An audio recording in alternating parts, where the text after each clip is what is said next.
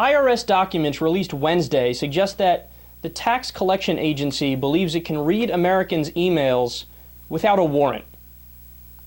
The ACLU received the documents that said all this stuff through a Freedom of Information Act request. And the scariest part about this is that they actually have a legal leg to stand on. The Electronic Communications Privacy Act of 1986 allows government agencies to, in many cases, obtain emails older than 180 days without a warrant.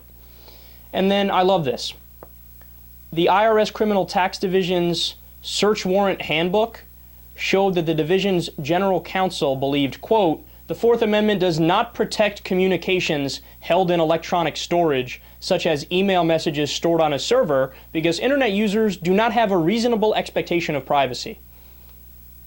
So, in other words, you know, when I'm sending naked pictures via email to my girlfriend, I'm expecting that she reads it, and also the local IRS agent and the local government agency, because of course I shouldn't have a reasonable expectation of privacy, even if it's private emails. I mean, they're called private emails, but silly you for having a expectation of privacy. I mean, obviously you should expect a third party to be spying on you.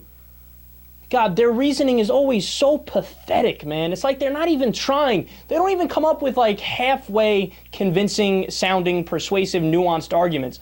Like, even if like I could come up with better arguments for them and I disagree with them. That's how pathetic they are. But then the bigger question is, of course, look, I know what the 1986 law says. We just read it. It allows government agencies to, in many ways, obtain emails older than 180 days without a warrant. But is that constitutional? If you ask me, I would say that's about as constitutional as the Patriot Act.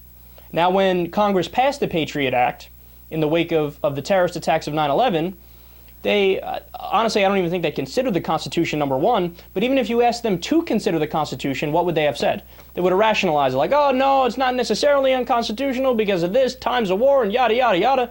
But in reality, it is unconstitutional. It's very blatantly unconstitutional. I mean, it takes habeas corpus, crumples it up, throws it out the window.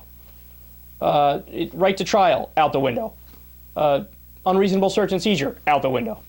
They warrantless wiretap you. No more right to privacy. I mean, come on. It's the most obvious unconstitutional thing ever. And then this 1986 law as well, it's pathetically unconstitutional also. Look, here's what my suspicion is. And there's been a lot of anecdotal evidence that points in this direction. I'm skeptical as to whether or not, like, you go up and you ask any of the politicians, whether they be Republican or Democrat, and you say, hey, look, you just pick an amendment. Pick any amendment, other than the Second Amendment, right? Because they all the Republican, everybody knows what that is. Say, hey, you know, I'm just curious. Do you know what the Fourth Amendment says? What do you think the response is?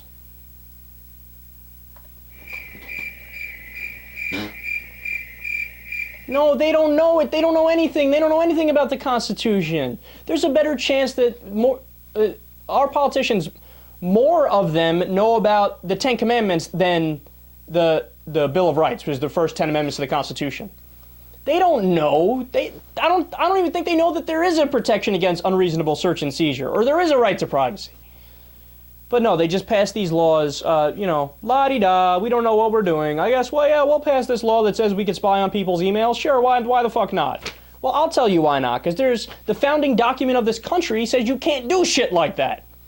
Now, just calm down. I'm not being literal because obviously emails didn't exist back then. But snooping through people's private shit? Come on, man. I mean, you can go back to Magna Carta for some of these principles about how government can't overstep powers like that.